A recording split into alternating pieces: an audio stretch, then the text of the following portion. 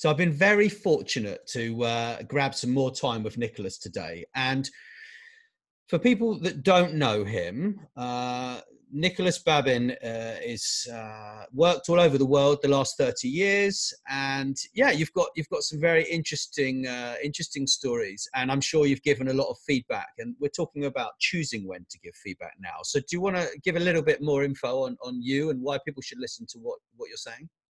Yeah, so as you said, thanks, Nat. Love being on the show as always. I'm Nicolas Babin. I have over 30 years experience working for very large companies like Sony for over 15 years, all over the world, US, Japan, UK, Belgium, Germany, France. And also now I'm a consultant working for big companies like Huawei, for example, as a key opinion leader on artificial intelligence, but also working with small companies. I've started and developed over 21 startups in my life, done a lot of fundraising exercises, and today I'm giving examples of my life as a entrepreneur, but as well as a big company guy about feedback, and feedback is such an essential part of my job as a leader that for me it's a real pleasure to be talking about it. Yeah, and I think if you haven't listened to the other two interesting episodes around feedback, you should.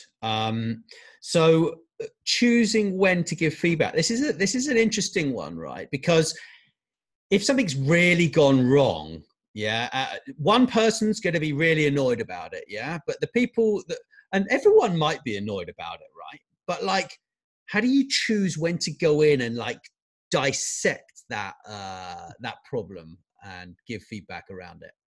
So for me, unless it's like huge emergency that needs feedback immediately because the company is at risk, I always have a sentence in my head. It's like, sleep on it, right?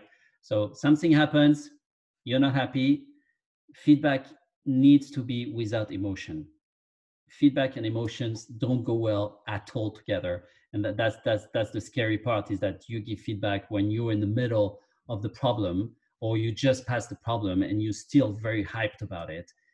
Just, you know what, breathe, have a walk around, sleep on it, and the next morning you'll feel much better, you'll feel calmer, you'll be giving feedback about facts, and that's the key of being successful in giving feedbacks. Right. So would you recommend perhaps writing an email and saving it in your drafts and then editing it the next day once you've sort of calmed down? Is that if you're doing it via email? So that's a very good point. I would advise not to do it via email. Without, what do you mean? Can't you do that with a smiley face? Surely you could use an exclamation point and then a smiley face, with the tongue out. Let me tell you about feedback by email. When you write it, if you decide to do it by email because the person is far or whatever, then of course, then do it. But as you said, exactly, write your email about facts only, save it, and the next morning edit it. The main issue with email communication is the fact that when the person receives the email, you have no idea in what mindset he or she is. Yeah. And that's the biggest problem, because in your head, it's very clear. Oh, this is what happened. I'm going to give facts and I will send it tomorrow morning, or I will send it immediately. Well, the other person will probably have a different view, because there's always, 50-50. You have your view, the other person has their view, and you need to be able to exchange about it. So with Sony, I used to, that was my rule. Even I had teams all over Europe and in Japan and in the US. I would never, ever give feedback by email. I would really rather do a video conference. That's at least you can see each other, or organize a meeting. Of course, you can't wait 6 months to give feedback about something that has happened 6 months before. But, I would always try to make sure that within the week or the 10 days that follow the event, I would organize a meeting face-to-face, lunch, breakfast, beer at the pub, and make sure at least we could talk about it. It's much better to wait a little bit, unless, of course, it's a major thing. We had major events at Sony, major crisis communication to manage, and therefore you really needed to be in the action to handle that. But even giving feedback in the middle of an action like this could be a problem, because again, feedback is all about being at the same level of the person. And if you're the most senior person, it's for you to go at the level of the person across the office or across the desk or whatever. And that's why it's really, really important that you calm down and you give only facts and you are open to discussion. Feedback is not only about you, pounding on somebody saying, this is not correct, this is not the way. That doesn't work in any shape, form, or No. It's just not the way to give feedback. No, but also there are times when actually you shouldn't even give any feedback, because the people just don't care on the other end. Like if you're, for example, if you're dealing with a client, and that client has decided they're going to do something in a certain way, you know that is wrong. You try to raise the conversation, and you try, and they don't want to hear it. But the main thing is telling someone, because you need a witness. You need to have someone who is not on your side, but someone who you've told about the problem. You've told them what the solution would have been if you'd have done it, right? Otherwise, I think you can create problems for yourself if you don't have a witness who you've told and said, well, hey, Tom, this is the way it should have really been, and unfortunately the client wasn't listening. So I thought I'd just tell you all about it, because just in case anything happens later, because you need to do due diligence, right? You got to cover your back. Oh, absolutely. And I always feel that anyway, you need to be transparent with anybody, with your boss, your employees, your clients. I'm going to give you a very good example of that. In general, for me, I would not call Tom and say, hey, Tom, this is what happened. What I would do is I would have a conversation, again, without emotions, with my client, saying, because that has happened many times, it's like, I don't think what you want to do is going to be the most powerful or optimized way of doing it. So you have a nice discussion about it. And at the end, you shoot a very emotionless email saying, I understand what you're trying to do. I understand your strategy. I understand your point of view, your mindset and everything. In my opinion, doing it this way could also be another option. But again, you've decided to go that way. I will support you in this direction. Right. So again, you show that, yes, there was another way of doing it. You will support them, because there's nothing worse than, you're in democracy, you're in communication, you're trying to discuss your ideas, and you're trying to listen and change from what you hear. So if you say, oh, whatever, I don't care. Well, I hear what you say. You've seen people like this. Well, I know it's not going to work. Then you're not being constructive, right? Of course. Whereas if you say, I will support you and we'll try to make it work like this, and then it doesn't work, you have your email and say, you remember on that day I sent you an email saying that I had my doubts, but I did show you my good faith, and I did show you that I could help you. But at this stage, unfortunately, it didn't work. What could we have done differently? And that, to me, is really my mentor sentence that I always say to my staff or to my clients is, what could we have done differently? And should we try to do it differently? It's an agile way of doing it. You pivot, and feedback allows you to pivot quicker. Yeah, I agree. But if someone on the other end isn't listening and won't make the time to listen, then you need to make another route, right? I agree with everything you've just said. Your approach is 100%. I like the way that you say, here's another option. It's not, you're not saying this is what I recommend we do. You're just saying, here's another option. I like that, because it's not pushy. Yeah. Yep.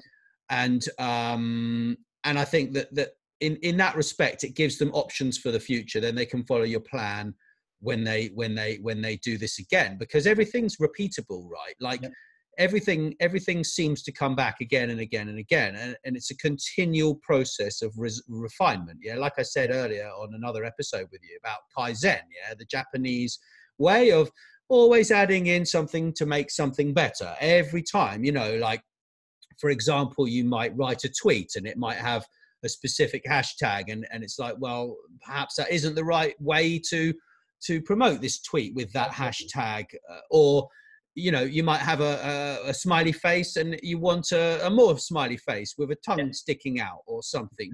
But these things, you're right. mean, there's research around these emojis. People laugh when I talk about the language of emojis, right? But actually, it's really important. I agree. Very important. In psychology, I was actually listening to a podcast the other week about psychology and the psychology of using emojis and exclamation points in emails. So choosing when to give feedback could be when you've received an email which you're not happy with. You might get that email and it might have no emotion in it. It might make you feel really, really bad.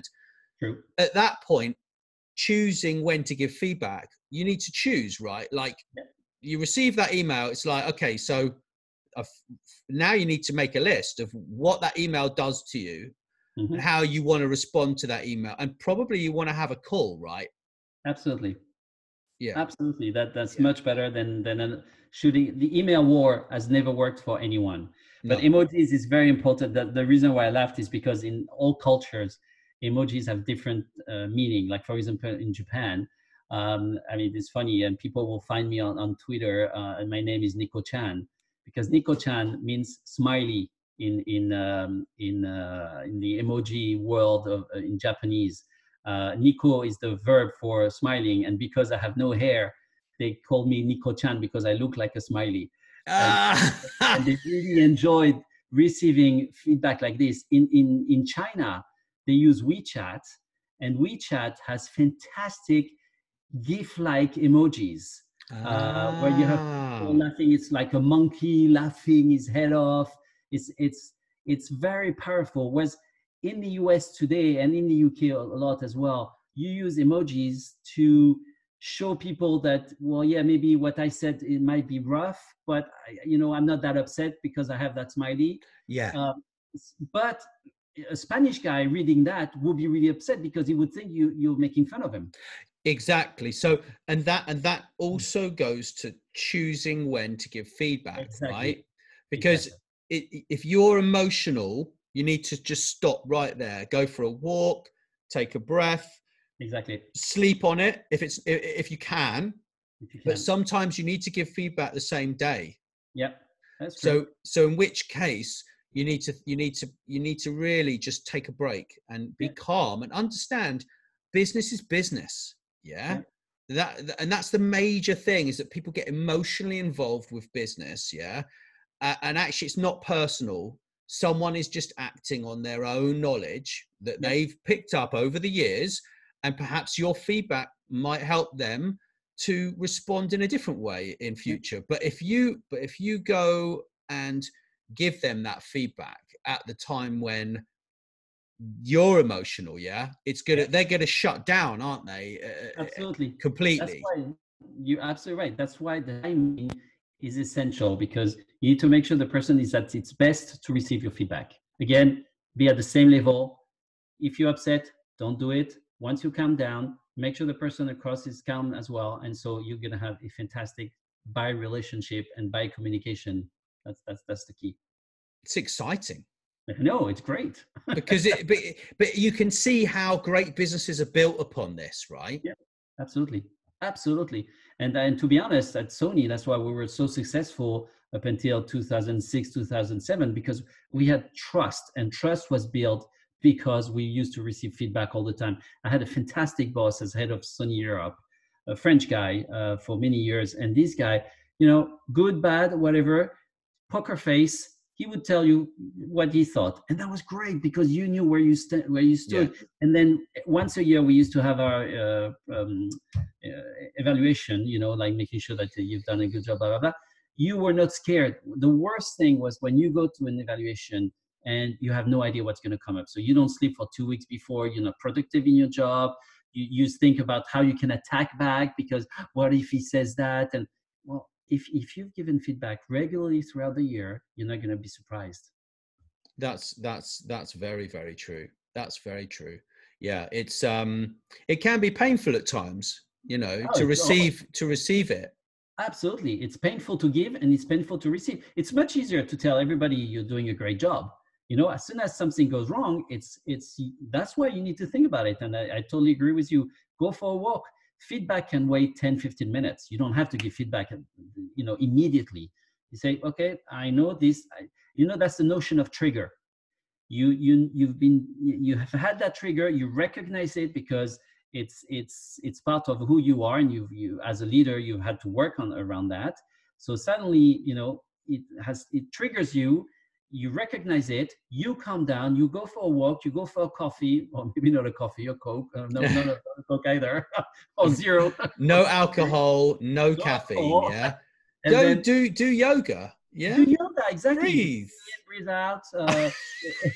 That's it. And then give feedback. But because it's human nature, you know, and especially if you're in the south of Europe, you know, you work with an Italian, a Spanish, a Portuguese. These guys, their blood, you know, goes like from 0 to 100 in about a second.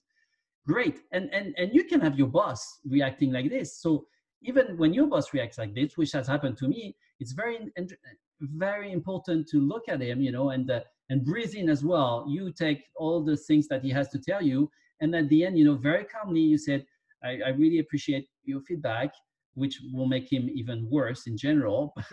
But you'll be able to, you know, change the relationship with him, because you don't want to leave the room with your boss very upset with you. You want to leave the room with the situation cleared up, and that's fine. Very true. But also, you might not be ready to receive certain feedback.